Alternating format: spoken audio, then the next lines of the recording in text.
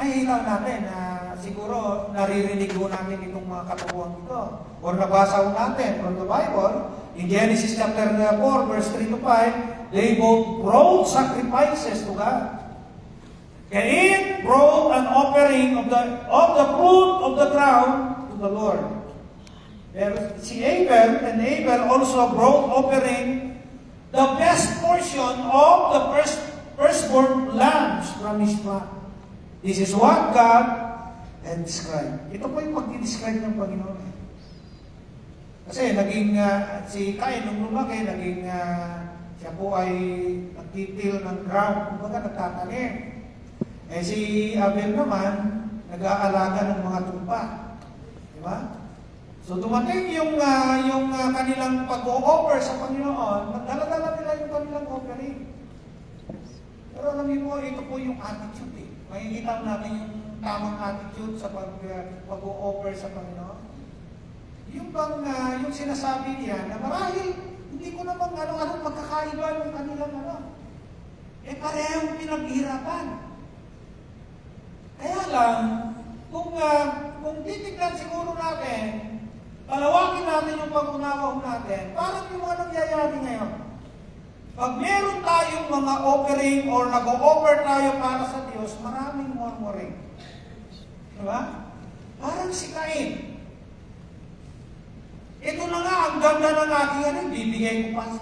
Siguro pinili-pili lang niya yung kung ano yung gusto niya. Hindi out of his willingness. Kasi ang Diyos naman, nababasa ang lahat eh. Pati isipan at puso ng bawat tao. Amen? Pero si Abel, mula sa kanyang kawan, kukuha siya yung the best. The best ng kanyang i-offer sa Panginoon. Kaya pag nag-o-offer tayo, dapat the best. Alulunggan ng Diyos. Kaya sabi niya dito mga kapatid, and accepted Abel his offering, but he did not respect Cain and his offering. Ang naging resulta, nagalit. Si Cain, naging angry ho si Cain. Kaya doon po sa verse 6 to 7 ng Genesis chapter 4, so God told Cain. So the Lord said to Cain, sabi niya, why are you angry? Bakit ka nagagalit? Huh? And why has your countenance fallen? If you do well, will you not be accepted? Tanong ng Lord yan eh. Sabi niya dyan. If you do well, will you not be accepted? And if you do not do well, sin lies at the door. And its desire is for you, but you should rule over it. Meron pa naman pagkakataon, kailangan nating mapagtagumpayan. Kaya lang, dahil si Cain ay nagkaroon ng jealous, minsan ganyan. Yung mga nakikita minsan, yung mga tumatayo, palagi siya. Palagi na lang siya. Nag-jealous, wait for your turn. Ganun lang naman yun. Itayin mo, huwag ka magmadali. May purpose ang Panginoon. Yung sasabihin mo, kaya ko yung ginagawa niya, dapat ako ang nandyan. Bakit siya ang nandyan ngayon? Dapat ako. So nag-jealous siya, nagkakaroon siya ng envy. Ganun na nangyari kay Cain. Alam niyo, kung meron na tayong gano'n, kaya dapat lumayo tayo sa yung spirit of hatred. Eradicate. Tatanggalin mo natin sa ating buhay yan. Sapagkat kung yan ay nananagan, magaganak yan hanggang sa sisiraan mo yung isang tao. Mawawala yung pag-ibig ng Diyos.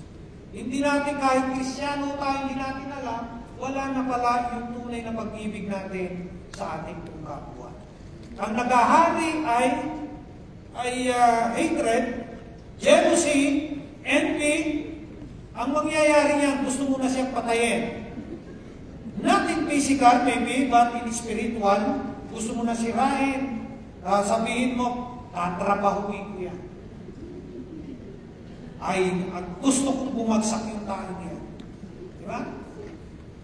Parang nung unang panahon nung marami akong na-encounter dyan sa mga Bible study, nung mga nightly Bible study, dapat ako ang masusunod. Ako lang. Ako ang nilagay ng Panginoon. Parang no? So, beware. Pag naiingit ko kayo, nagkakaroon kayo ng jealousy, ang susunod niya, gusto mo nang pumatay spiritually. Maging physically, pwede yan. Kasi tingnan ninyo, bakit gustong patayin ni King Saul si David? Because of envy. Yan ang dahilan bakit pinatay ni Cain si Abel. Kaya sa atin mong lahat, pag merong umaatake sa ating mong kaisipan na gano'n, roll over it with God's love. Kasi ma-overcome ang pag-ibig, ma-overcome yan, even ang confidence of sin. Amen? Amen. Sabihin mo lang, mahal kita sa Panginoon. Alam niyo po yung mga tao na nung 1990s, 1993, 1994, muntik akong nag-backslide at that time, pero salamat sa Diyos, talagang hindi niya inalaw. Sabi ko, pupunta na ako talaga sa buti pa doon sa Central. Yung mga kasama ko doon, hindi sila gano'n. Buti na lang, pinakitaan ako ng Panginoon ng isang bagay. Sabi niya, gusto mo bang bumalik sa ganitong buhay? Humingi ako ng tawad sa Panginoon. Dumiretso ako doon sa North Point pa rin. Nasa Central na ako. Paglabas ko doon sa Blackman, yung sinasabi na, nung araw pa, maluwag pa, hindi pa, ang dami, umaga, ang dami ng lasing. Nagsasayawan, meron silang karaoke, hindi karaoke yung singalong nung araw.